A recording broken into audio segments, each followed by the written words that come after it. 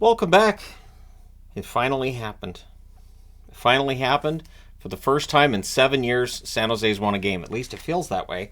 But we're going to get to that. In fact, it's the last one. So stay tuned. That being said, we're going to start things off talking about Buffalo and the Carolina Hurricanes.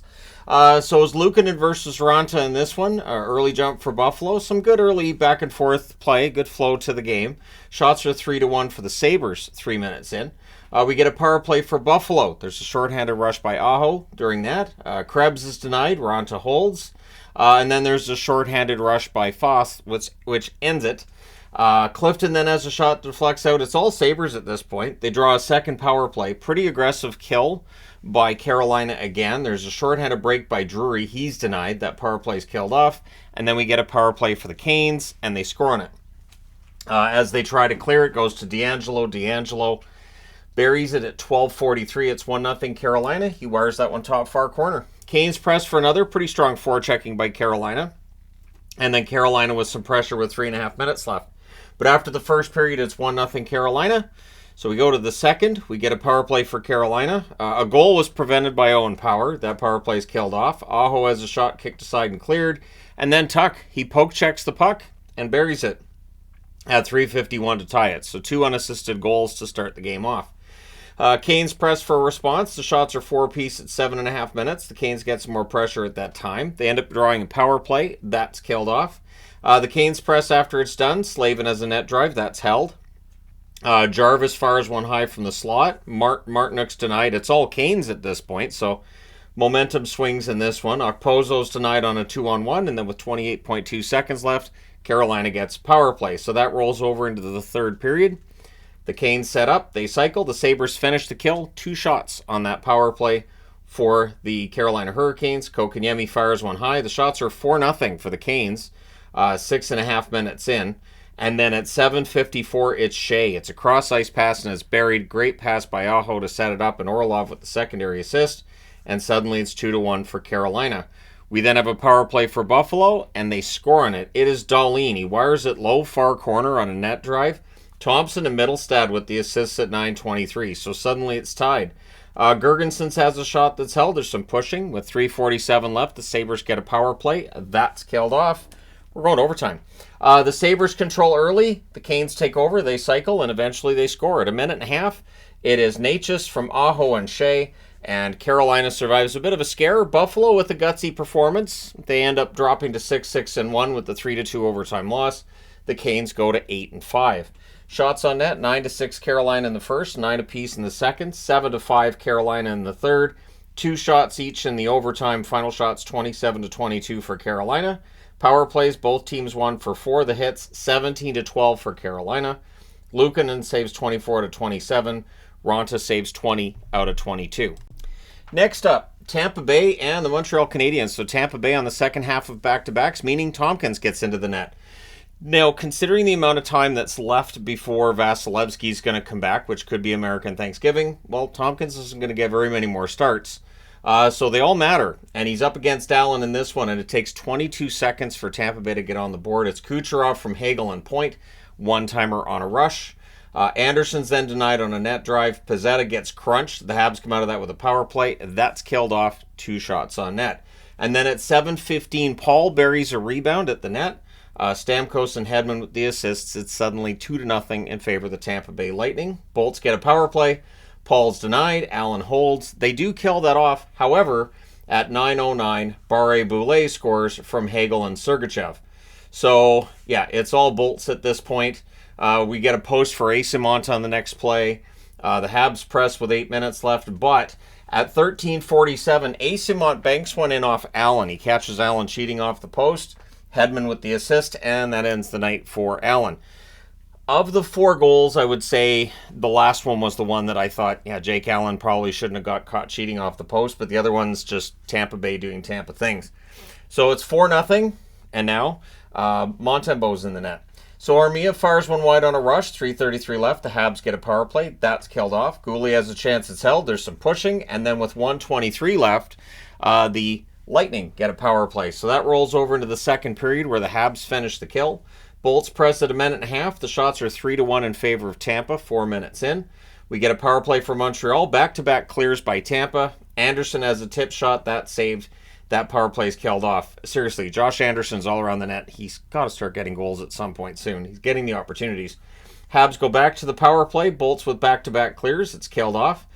Tampa Bay presses with 9 minutes left. Stamkos can't bury one. The Habs clear it out. Things get pushed in a hole by Tompkins.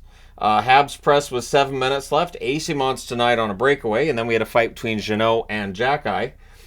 Bolts end up with a power play. That's killed off. After 2 periods of play, it's still 4-0 for the Bolts. Third period, this is where Montreal makes things interesting. So Anderson can't bury one in close. We end up with 2 minutes of 4-on-4. Bolts press are kept to the outside. We then get a power play for the Habs. That's killed off by Tampa, but Montreal gets another, and they score on it. It's Suzuki from Caulfield and Monahan at 6:50. And then 32 seconds later, at 7:22, it's Pezzetta from Evans and Gooley. Pezzetta burying a rebound. The Bolts would get a power play shortly thereafter. That's killed off. The Bolts would press with 5 minutes left. 3:09 left. The Tampa Bay Lightning get another power play. You can't give them that many power plays. They score on it. It's Paul burying a rebound, yet again. Kucherov and Stamkos with the assists at 17:40. So very similar to the power play goal in the first period. However, Dvorak would answer. So Montreal does get a goal. Top corner on a rush, and that's as close as Montreal gets. Your final score is 5-3 for the Tampa Bay Lightning. They go to 6-3-4, bizarre record. On the season, Montreal drops to 5-5-2, and it feels like that fast start they got off to, well, reality's kind of set in. So shots on net, 9-5 Tampa in the first, 8 apiece in the second, 15-13 Tampa in the third. Final shots, 32-26 for Tampa. Power plays, Tampa 2 for 5, Montreal 1 for 6. The hits, 19-13 Montreal. Tompkins, 23 saves on 26 shots. Allen, 5 saves on 9 shots. And Montembeault, 22 saves on 23 shots. So, entertaining game, but in the end, Tampa Bay comes out with the road victory. All right, next up, Minnesota and the Islanders. This is a troubling trend now for the New York Islanders. The leads that they don't keep, which is very not Islander-like. So it's Fleury versus Varlamov. It takes 19 seconds for Minnesota to get on the board. And from the side of the net, it's Maroon with a nice goal. Eriksson Ek and Middleton with the assists. Who knew that Patrick Maroon was going to be fantasy gold this year? Nobody. Nobody knew Maroon was going to get a bunch of points this year. So the Wild press for another, but we get a power play for the Islanders. There's a shorthanded rush by Duhaime. That saved. The power play's killed off. Shots are 3-0 for Minnesota at 5 minutes. Power play for Minnesota. Aggressive kill by the Islanders. They do manage to kill that off. Eriksson Ek has a shot that's blocked. It's cleared out. Lee's denied and close. The Wild rush. But on a good forecheck, the Islanders tie the game. It's Dobson from Cizikas and Clutterbuck at 11 minutes. When Cizikas and Clutterbuck are the assists, you know a good forecheck led to the goal. So then we get a power play for the Islanders that follows that shortly after. It ends up being a 4-on-4. Everything's killed off there. Brodin has a shot that's held. The Islanders have a 3-on-2 that misfires. But after the first period, it's 1-1. Second period, power play for the Islanders. Nelson has a rush chance that's saved. Palmieri's denied. Fleury was really good tonight. So Marc-Andre Fleury, who might be in the final season of his career, and that's talked about in every single game he plays, and rightfully so. He had a good night tonight. Wild press at 5.5 minutes, but we get a power play by the Islanders. Early clear by the Wild. Barzal's denied. It's cleared again, but Wahlstrom, good pass. He buries it with 6 seconds left in the power play. It's Wahlstrom from Engvall and Aho at 8:34. Johansson has a rush chance that's held. That leads to punching, which leads to 4-on-4 play. The Islanders press during the 4-on-4. Eriksson Ek has a wraparound chance that's saved. And then Lettieri, with his grandfather watching, scores from Boldy and Faber at 12:03. I'd explain, but you guys can look it up. It's easy enough. Vinny Lettieri, his grandfather. So, good cycle and buried by Lettieri. Shots are 12-9 for the Islanders with 5 minutes left. There's a power play then for the Islanders. That's killed off. There was a press by the Islanders in the final minute. So after 2 periods, it's 2-2. Very good game to this stage. Third period, press by the Islanders in a minute and a half. Zuccarello then has a slot shot. That's held. Power play for Minnesota. That's killed off. The shots are 2-1 for the Islanders 6 minutes in. The Wild go back to the power play, and they score on it. It's Kaprizov at 6:49 from Zuccarello and Johansson. And then at 7:32, Maroon does all the work, and Eriksson gets the goal and points at Maroon on that one. So 2 goals in less than a minute. Great burial there by Eriksson and making it 4-2 in favor of the Wild. Wild press with 9 minutes left. The Islanders press back with 6.5 minutes left. With 4:40 left, the Wild with a power play. The Islanders kill that off. 2:28 left. The Islanders with a power play. They pull the goalie to make it 6-on-4. Minnesota kills it. They hold on. They win 4-2. They even their record at 5-5-2. So this road trip's been successful thus far. For the Islanders, 5-3-3 with the loss. Shots on net, 9-6 Minnesota in the first, 15-12 Islanders in the second, 10-8 Minnesota in the third. Final shots, 31-29 for the Wild. Power plays, Minnesota 1 for 4, the Islanders 1 for 5. The hits, 19-15 Minnesota. Fleury saves 27 out of 29, and Varlamov saves 27 out of 31. So maybe Minnesota's pulling themselves out of that early season funk that they were in. We'll see if that continues and throughout the rest of, rest of November? All right. Next up, Detroit and the Rangers. The Rangers are just really good. Like, they're excellent, really. So, Husso versus Quick. There's an early press by the Rangers, and Trocheck would score at 1 minute and 40 seconds. Gustafsson, who started heating up. I've been writing his name on the board a lot lately. It's wired far corner on a rush by Trocheck. Rangers press for another. Zibanejad with a wraparound that saved. 3.5 minutes in, the shots are 8-0 Rangers. This is a trend this week. Tons of early shots by one team while the other one's just pinned down. We get a power play for Detroit. That's killed off. The Rangers were really giving the Wings no room. No respect for the Wings out there at all. Blocker save on Panarin. The Wings go back to the power play. Larkin has a rush chance. That's held. Confer's denied. It's cleared out. It's killed off by the Rangers. Rangers press with 4 minutes left, and after the first period, it's 1-0 New York. Second period, early power play for the Wings. There's a shorthanded 2-on-1 by the Rangers. That fizzles out. Trocheck has a shorthanded chance. He fires that wide. Power play's killed off, 1 shot. Probably better chances shorthanded than on the power play. Rangers press at 3 minutes. We then get a power play for New York, and they score on it. It's Kreider. How many power play goals is Kreider going to score this year? Like 40? So he gets a power play marker from Gustafsson, from Panarin. Panarin's point streak continues. That's at 7:31 of the second period. It's a one-timer from the slot. And then at 11:21, Panarin scores a goal. Lafreniere with the assist. So Lafreniere with a couple of helpers now. And suddenly it's 4-0. Good forechecking by Lafreniere. Panarin buries it in close. Wings press to respond, but at 14:10, Cooley tips one in. And Jones and Schneider with the assists on that. So Zach Jones with his first point of the season. And suddenly it's 5-0 for the Rangers. Rangers go back to the power play. That's killed off. Comfer with a rush chance after. 2.1 seconds left. The Wings get a power play. So going into the third, they're down by 5. They got a power play. So there's a shorthanded chance for Mika. He's denied. Rangers finish the kill. The shots on net are only 1 apiece 4.5 minutes in. No sign of the craziness to come. Wings with a power play becomes a 5-on-3. There's a post for Perron. Power play's killed off. It's like, all right, the Rangers are going to survive this. But Rasmussen posting in on this one. Sherratt and Petrie with the assist at 7:55. And then 20 seconds later, Costin scores from Sherratt and Fisher. Now, with the updates to the app, when there's 2 goals back-to-back like this, it breaks the app. The goals will be displayed in the wrong order. Sometimes they'll display the wrong team got the goal. It's a work in progress. So that made it 5-2, and then at 13:48, Andrew Kopp scored. Top shelf on a rush, Comfer and Husso with the assist. So Husso with a nice secondary assist there. Suddenly it's 5-3. So Detroit gets opportunities. They pull the goalie with 2:55 left. They get no closer. You shall not pass, say the Rangers, and they hold on. They win at 5-3. So it's far more entertaining than the Rangers wanted it to be in the third. But they win this. They're 9-2-1. Detroit 7-5-1 now. So Detroit, the slide is still there. Shots on net, 13-5 Rangers in the first, 13-7 Rangers in the second, 16-6 Detroit in the third. Final shots, 32-28 for the Rangers. Power plays, Detroit 0 for 6, the Rangers 2 for 3. Hits, 21-9 for the Rangers. Husso, 27 saves on 32 shots. Quick, 25 saves on 28 shots at the other end.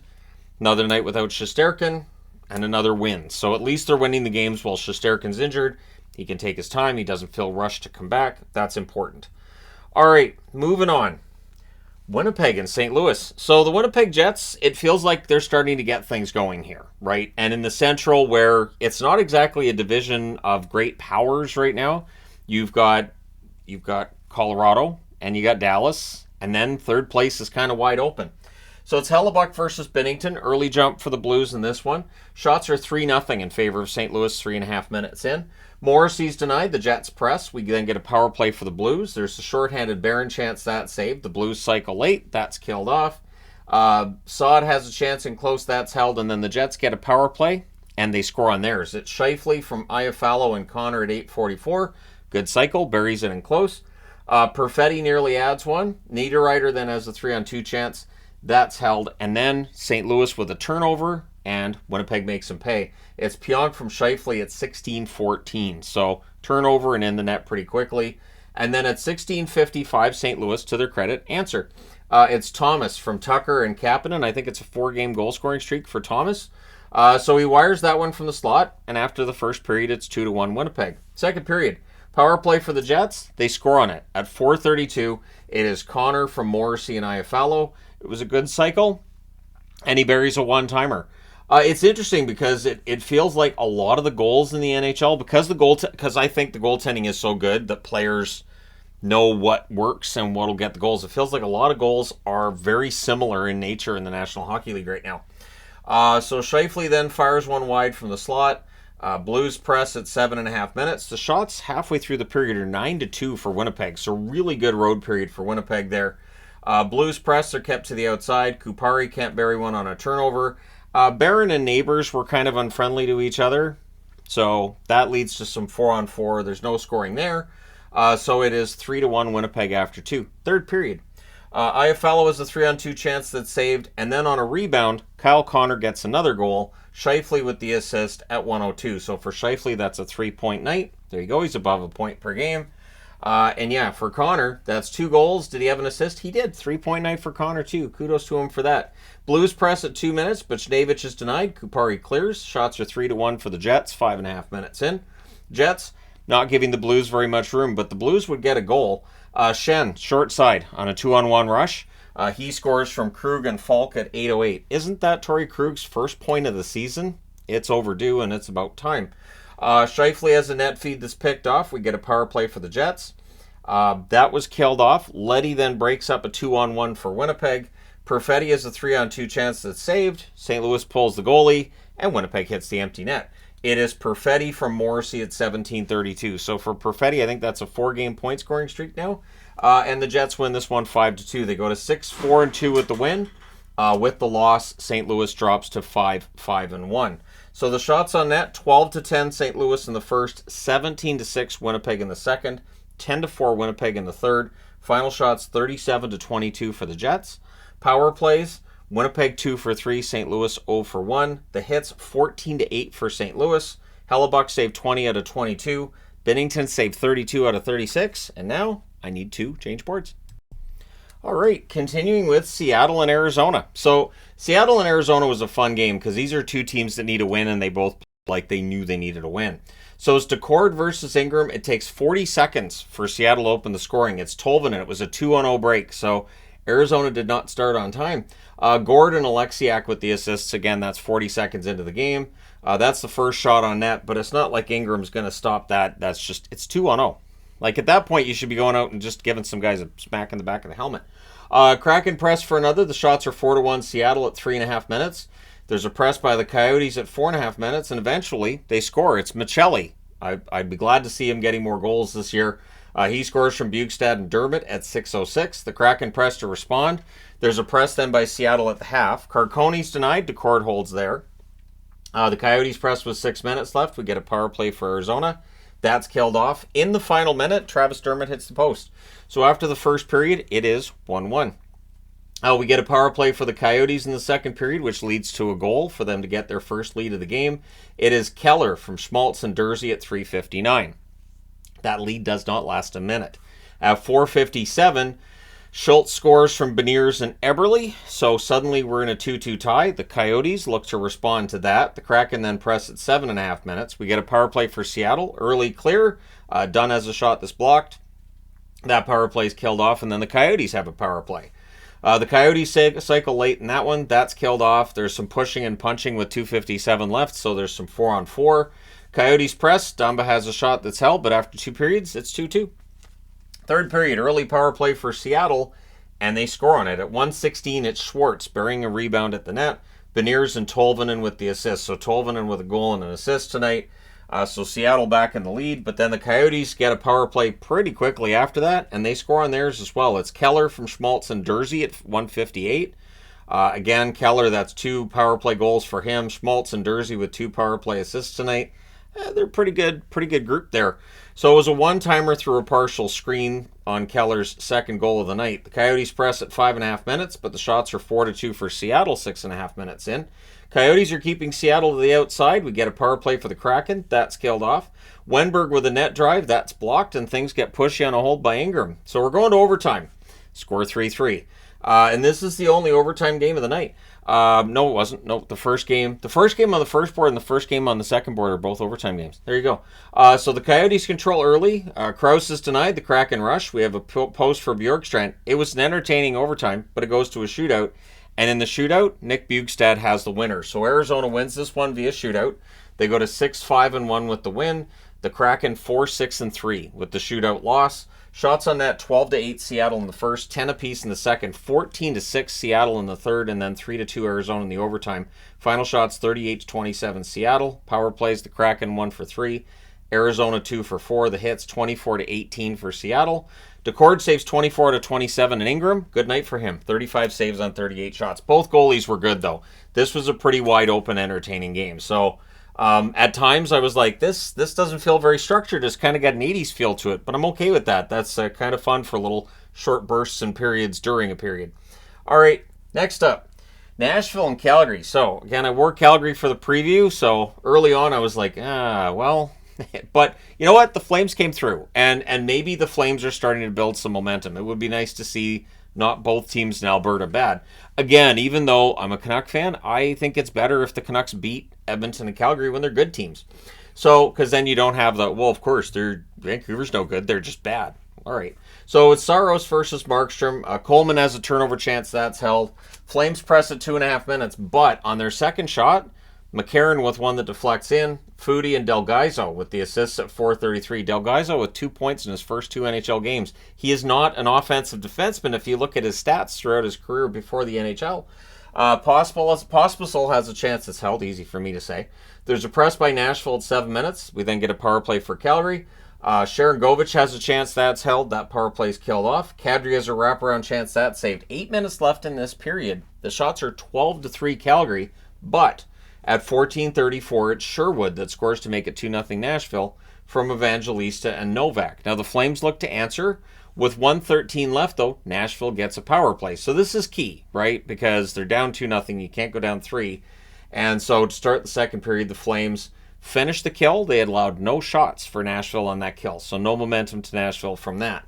There's a press by Calgary 2.5 minutes in. Sharon Govich with a net drive. That's blocked. Nashville presses at 6.5 minutes. Shots are 6-5 Nashville, 9 minutes into the game. Or 9 minutes into the period, sorry. Trenton has a rush chance, that's defended. We get a power play for the Flames. That's killed off. Novak's denied. Markstrom holds. And then 5-hole goal on a rush. It's Dubé from Zadorov and DeSimone at 15:05. And I'm just going to say it. Nikita Zadorov as a Flame is so much better than he was anywhere else. He is just... I remember him in Chicago. I remember in other places. And I'm like, he just fits in Calgary. It just works. Flames press to tie it. We end up getting a power play for Calgary. They cycle late, but the Predators kill it. They only allow 1 shot during that power play. So after 2 periods, it's 2-1 for Nashville. Third period, early press by Nashville, and then the teams exchange turnovers. Sharon Govich misses on a rebound opportunity. Anderson, he has a blast that's held. Sharon Govich is robbed on a rush. Sharon Govich was everywhere tonight, and it would happen on the score sheet too. Hannafin, on a follow-up to that rush that Sharon Govich is robbed on. Sharon Govich and Tanev with the assists at 4:44, and so suddenly it's a 2-2 tie. Backlund to Pospisil gets picked off, but at 6:24 on a 2-on-1 rush, Coleman buries one. Kadri and Uyghur with the assists. So suddenly, Calgary has their first lead of the night.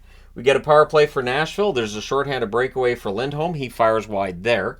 That was killed off, and we were a post away from a 3-3 tie. So Nashville got close there. Backlund with a fast break chance. That's held. Goalie pull happens with 2:35 left, which leads to at 18:21, Kadri hits the empty net. Sharangovich and Zari with the assists. Calgary wins 4-2. They go to 4-7-1 with the win. Nashville 5-7 with the loss. So Calgary trying to dig their way out of this really rough start to the season. Shots on net 17-6 Calgary in the first. Both teams have 10 shots in the second. 12-2 Calgary in the third. They would not be denied. Final shots 39-18 for Calgary. Power plays Nashville 0-2, Calgary 0-3. The hits 17-16 Calgary. Sorrow saves 35 out of 38. He did everything he could. Markstrom at the other end, 16 saves on 18 shots. Not as busy, but there were some really good chances there for Nashville amongst those 18 shots. All right, next up, Pittsburgh. You knew it was coming. You knew eventually the winning streak for Anaheim would end, but this had to be a frustrating night for Ducks fans. So it's Jarry versus Gibson. Yes, there are two. Count them, two Tony the Tiger magnets on that board. I thought, how am I going to do this? Because when it's a shared shutout before, I just haven't done it. But I thought, I'll put two up there. Why not? So good early flow to the period, but the shots on net are 2-0 Pittsburgh at 3 minutes. We get a power play for the Ducks. It's killed off. Really solid PK work there by Pittsburgh. Crosby to Gensel near miss. The Ducks press at 6.5 minutes. The shots are 6-3 in Anaheim's favor at the half, but Pittsburgh gets on the board. It's Zahorna. 5-hole from the side of the net. Eller and Karlsson with the assists at 12:32. So there's Erik Karlsson on the board, and it's 1-0 Pittsburgh. Minchikov has a screenshot that's held. Crosby nearly adds one, and then the Penguins press in the final minute. But after the first period, it's 1-0 Penguins. Second period, the Pens press at 2 minutes. The shots on net are only one apiece 3 minutes into this. Gibson then robs Raquel. I knew Raquel was going to want one against his former team. He didn't get one, but it wasn't for a lack of trying. Penguins taking control. The Ducks were stuck on one shot for a while. Malkin's denied on a 2-on-1 rush. There's a power play for the Penguins. That lasts 14 seconds. Becomes a 4-on-4. Everything's killed off there. Penguins go back to the power play. That leads to a shorthanded rush by Leeson. He fires high there. That power play's killed off. The Ducks clear it out after. We then have a power play for Anaheim. That's killed off. Henrique is denied after that. Jarry then took a shot underneath the mask, which caused him to leave the game. So Hellberg comes in to finish the second.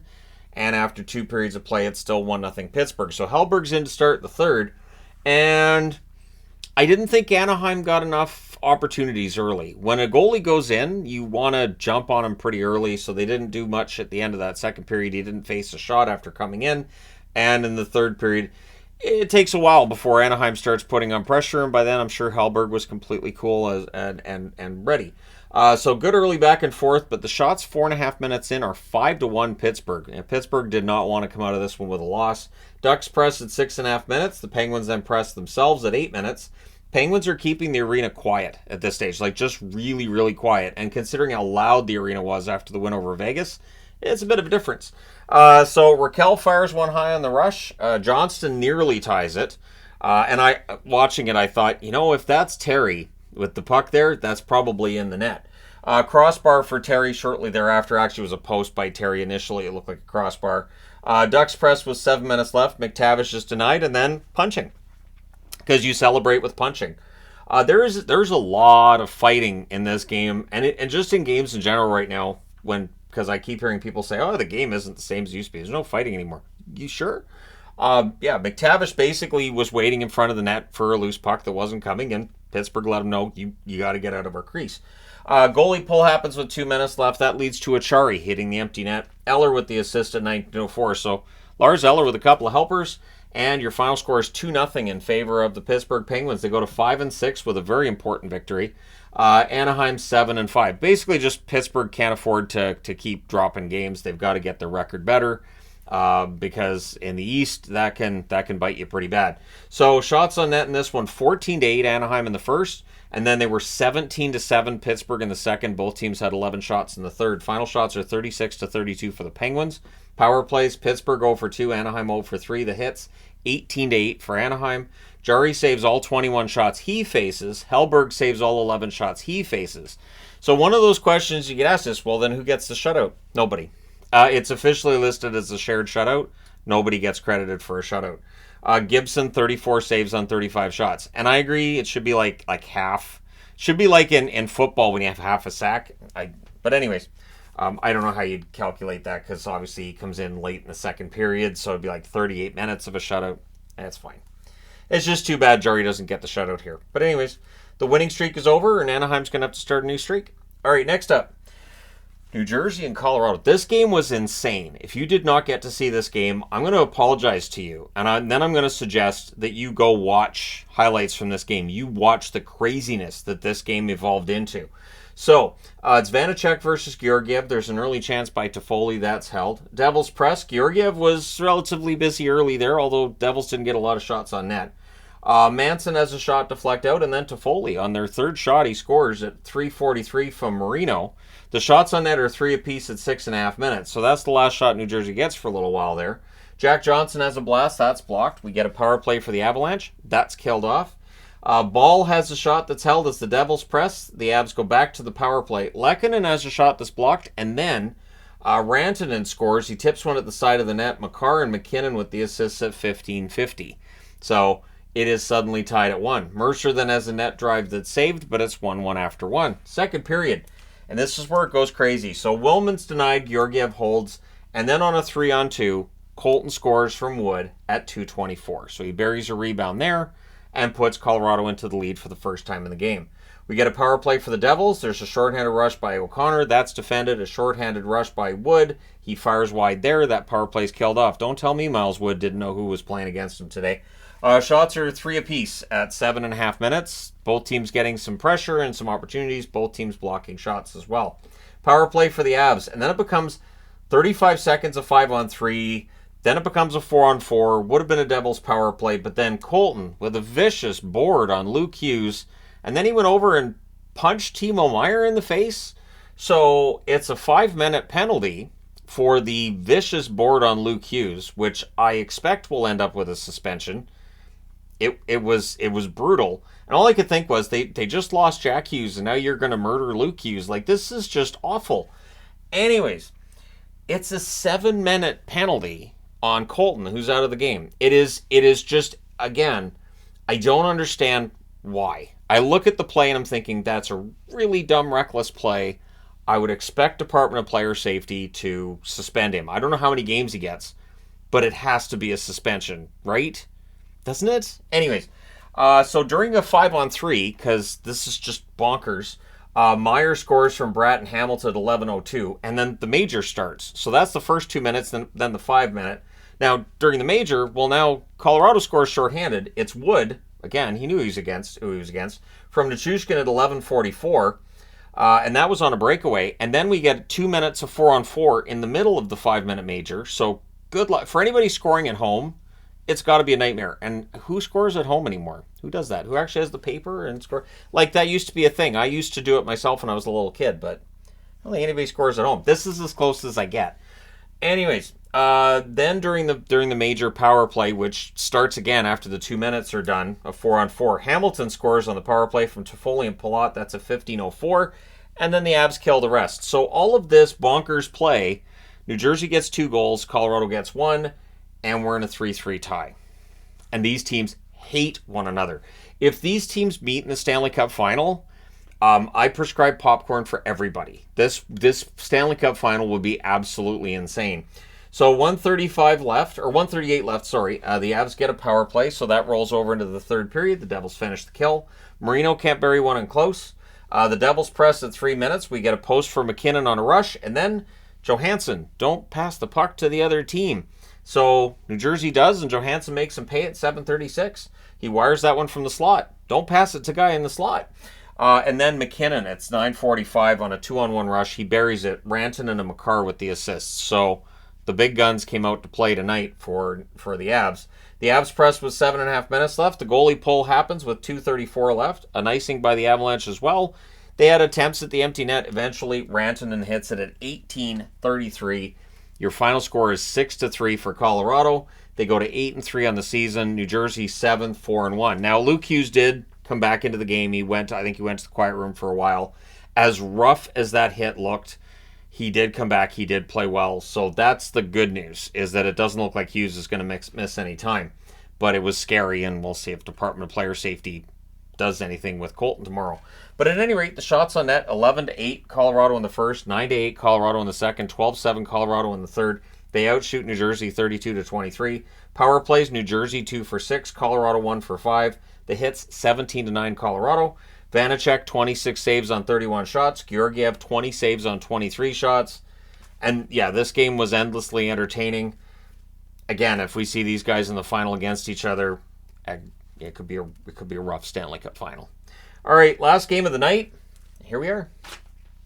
So here's your trivia answer. I know people were who's going to lose against San Jose. Now I knew it wasn't going to be Pittsburgh, but when this game started tonight, I was like, it really could be Philly, couldn't it? So it's Ersson versus Blackwood. The early jump was by the Flyers. They don't get shots out of it, and then the Sharks get some pressure. And at 1:43, Duclair opens the scoring. Now San Jose has had first goals. I went through that when I talked about their start to the season. They've had first goals. LeBanc and Granlund with the assists, and then we had a fight between Delorier and Smith. Atkinson's denied and close. We get a power play drawn by the Flyers. Forster has a screenshot that's held. San Jose kills that off. The shots are 5-2 for Philadelphia 9 minutes in. Things get pushy on a hold by Blackwood. The teams then exchange turnovers. This was not a Picasso. This wasn't a... Well, I mean, a Picasso is kind of chaotic, so it was kind of a Picasso.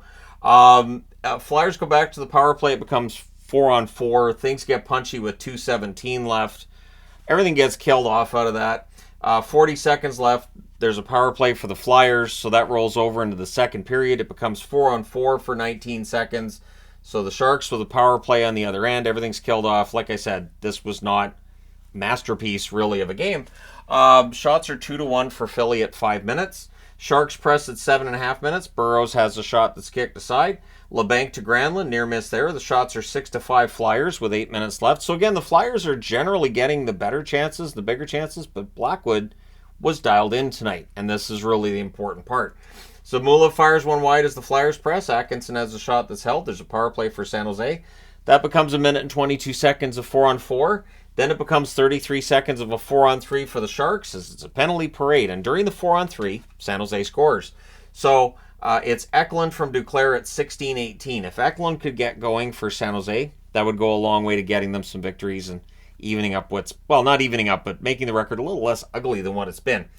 So it's a one-timer, and it's a 2-goal lead. I even put an asterisk here. A 2-goal lead for San Jose. This, I think, is their first 2-goal lead all season. I'm thinking about it. This has got to be their first 2-goal lead all season. So Zetterlund fires one wide as they're seeking another. Everything gets killed off there. And then Farabee scores at 18:49 from Sanheim and Lawton. Now, initially, it looked like Blackwood made this ridiculous save. And the fact that the puck crossed the line, that save was so pretty, I don't care. I don't. I think that was great. You look at the score, it probably could have and should have been a shutout. Absolutely tremendous ability for Blackwood to get over and very nearly make the save on a cross-crease pass and a one-timer. So it's 2-1 after the second period in favor of San Jose. They're leading going into the third. This is why Greer went and had a little chat with them on Monday. So third period, early press by Philly. We then get a power play for the Flyers. That's killed off. Shots are 3-1 for the Flyers at 4.5 minutes. We get a press by the Flyers at 5 minutes. Hurdle is then denied and close. Hathaway gets robbed on a breakaway. The Flyers press. Walker has a shot that's held. Sharks press with 5.5 minutes left, and there's a post for Duclair on a rush. So San Jose very nearly got a third goal, a fourth goal. It could have been uglier. And then 1:26 left. The Flyers call a timeout. They pull a goaltender. Things get brawly with 1.9 seconds left. They also did it the horn as well. The Flyers definitely frustrated. This is a low point. They lose 2-1 in San Jose. They drop to 5-7-1, and San Jose now 1-10-1. They've won a game. They've won their first game of the season. It took them 12 games to do it. So now the question is going to become, can they now get on a bit of a run? But keep in mind, they only got 2 goals tonight. This is how San Jose has to play. They have to make sure that their goalie kind of stands on his head and the game is as low scoring as possible. So shots on net in this one favored Philly the entire way. 13-4 in the first, 11-7 in the second, and 15-8 in the third. Final shots, 39-19 for the Flyers. Power plays, Philadelphia 0 for 4, San Jose 1 for 5. The hits, 11-8 for Philly. I wish they included the punches. I think they need to not just include hits, but how many times the little gloved punches take place in scrums. I'd like to see a count on that.